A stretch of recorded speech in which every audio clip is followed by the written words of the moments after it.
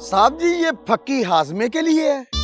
और नहीं है, हकीम साहब ने कहा है कि ये फक्की खाने से पेट में जो जो भी वायरस होगा वो खत्म हो जाएगा। आवाज इसकी गधे जैसी है, शक्ल इसकी बकरी जैसी है। साहब जी गधे का वायरस भी खत्म हो जाएगा। ऐ शाबाश। ओ बेटा, गधे का वायरस नहीं, हर वायरस खत्म हो जाएगा। और तू तो ज्यादा खाना फकी कमीने आदमी, अंदर चोरी चोरी खाता था ये गोश्त। वैसे साहब जी आप सारी की सारी खाएं फक्की, क्योंकि आपने सबसे ज्यादा गोश्त खाया था। तो बेटा सारे थाने का बोझ भी तो मैं ही उठा रहा हूँ।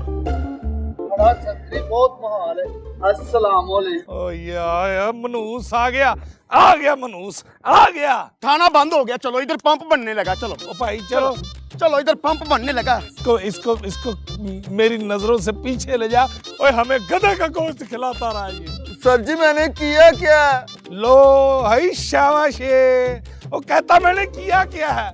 ओए पूरे थाने को खोते का गोश्त खिला खिला के खोता बढ़ा दिया।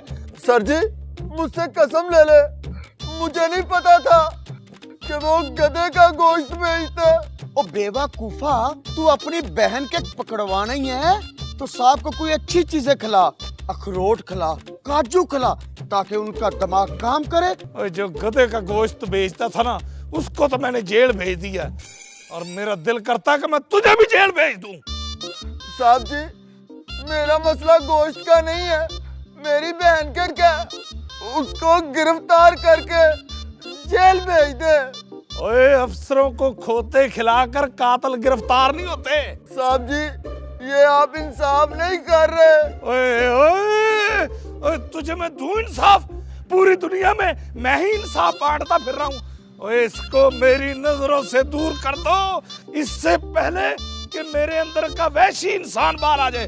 दफा हो जा। और सुना, बड़े दिनों बाद याद किया। जॉब ठीक चल रही है तेरी? हाँ यार सब ठीक चल रहा।